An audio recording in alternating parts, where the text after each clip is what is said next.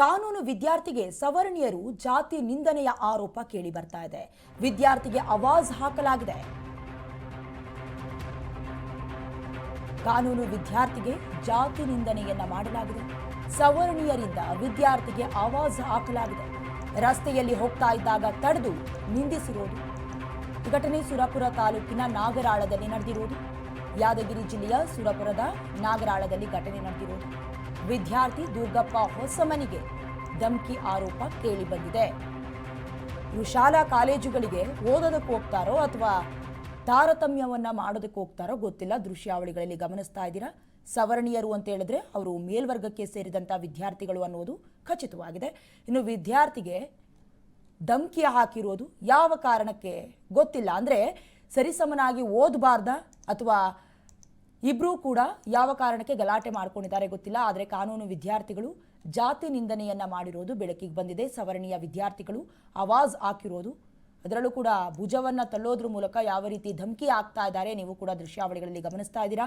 ಅದರಲ್ಲೂ ಅವರಿಗೆ ಸಂಬಂಧಪಟ್ಟಂತಹ ಸಂಬಂಧಿಕರೋ ಅಥವಾ ಅವರ ತಂದೆಯೋ ಗೊತ್ತಿಲ್ಲ, ಜೊತೆಗೆ ಬೇರೆ ಕರ್ಕೊಂಡು ಬಂದಿದ್ದಾರೆ. ಎಲ್ಲ ಘಟನೆ ಸುರಪುರ ತಾಲೂಕಿನ ನಾಗರಾಳದಲ್ಲಿ ನಡೆದಿರೋದು.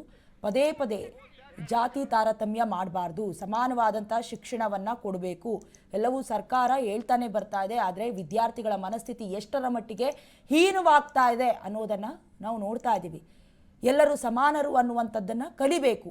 ಆ ಉದ್ದೇಶದಿಂದಲೇ ಮೊದಲ ಉದ್ದೇಶ ಶಾಲೆ ಕಾಲೇಜಿನದು ಅದೇ, ಎಲ್ಲರೂ ಒಂದೇ ಅನ್ನುವಂಥ ನಿಟ್ಟಿನಲ್ಲಿ ಹೋಗಬೇಕಾಗತ್ತೆ. ಆದರೆ ನಡೀತಾ ಇರೋದೇ ಬೇರೆ.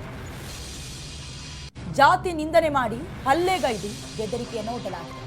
ಕೊಲೆ ಮಾಡುವುದಾಗಿ ಕಿರಾತಕರು ಬೆದರಿಕೆಯನ್ನು ಒಡ್ಡಿದ್ದಾರೆ. ಇವರಿಬ್ಬರು ವಿರುದ್ಧ ಕೂಡ ಕೇಸು ದಾಖಲಾಗಿದೆ. ಮಲ್ಲಯ್ಯ ಹುಲಕಲ್, ಅರ್ಜುನ್ ಇವರ ವಿರುದ್ಧ ಕೇಸು ದಾಖಲಾಗಿದೆ. ವಿದ್ಯಾರ್ಥಿ ದೂರಿನಂತೆ ಪ್ರಕರಣವನ್ನು ದಾಖಲು ಮಾಡಿಕೊಳ್ಳಲಾಗಿದೆ. ವೈರಲ್ ಆಗಿದ್ದ ಹಾಗೆ ಅಡ್ಡಗಟ್ಟಿ ನಿಂದಿಸಿದ ವಿಡಿಯೋವನ್ನು ಆಧರಿಸಿ ಸುರಪುರ ಠಾಣಾ ವ್ಯಾಪ್ತಿಯಲ್ಲಿ ಘಟನೆಯನ್ನ ಆಧರಿಸಿ ಪ್ರಕರಣವನ್ನು ದಾಖಲು ಮಾಡಿಕೊಳ್ಳಲಾಗಿದೆ. ಇನ್ನು ಜಾತಿಯನ್ನ ನಿಂದಿಸಿ ನಿನ್ನನ್ನು ಕೊಲೆ ಮಾಡಿಬಿಡ್ತೀನಿ ಅಂತ ಕಿರಾತಕರು ಬೆದರಿಕೆಯನ್ನು ಒಡ್ಡಿರೋದು. ಸವರ್ಣೀಯರ ಇಬ್ಬರ ವಿರುದ್ಧ ಈಗಾಗಲೇ ದೂರು ಕೂಡ ದಾಖಲಾಗಿದೆ, ಕೇಸು ದಾಖಲಾಗಿದೆ. ಮಲ್ಲಯ್ಯ ಹುಲಕಲ್ ಹಾಗೆ ಅರ್ಜುನ್ ಇವರಿಬ್ಬರ ವಿರುದ್ಧ ಕೇಸು ದಾಖಲಾಗಿದೆ. ವಿದ್ಯಾರ್ಥಿ ದೂರನ್ನು ಕೊಟ್ಟಿದ್ದಾರೆ. ಪ್ರಕರಣವನ್ನು ಆಧರಿಸಿ ಈಗಾಗಲೇ ಪೊಲೀಸರು ಕೂಡ ತನಿಖೆಯನ್ನು ನಡೆಸ್ತಾ ಇದ್ದಾರೆ. ಯಾವ ಕಾರಣಕ್ಕೆ ಜಾತಿಯನ್ನು ನಿಂದಿಸಿದ್ದಾರೆ ಅಂತ.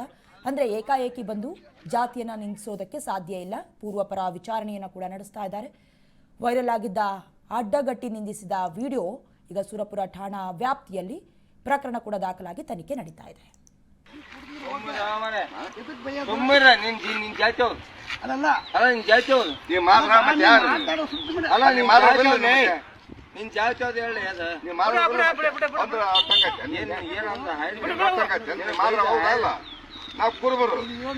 ನಾವು ಕುರುಬರು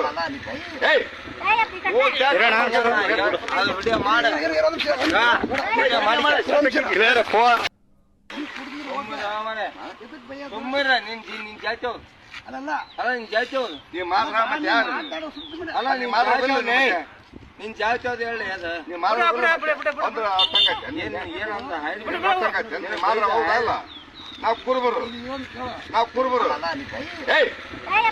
ಜಾತಿ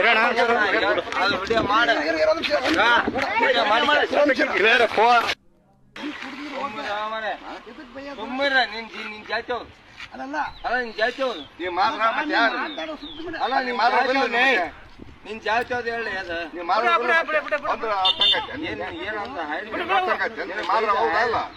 ನಾವು ಕುರುಬರು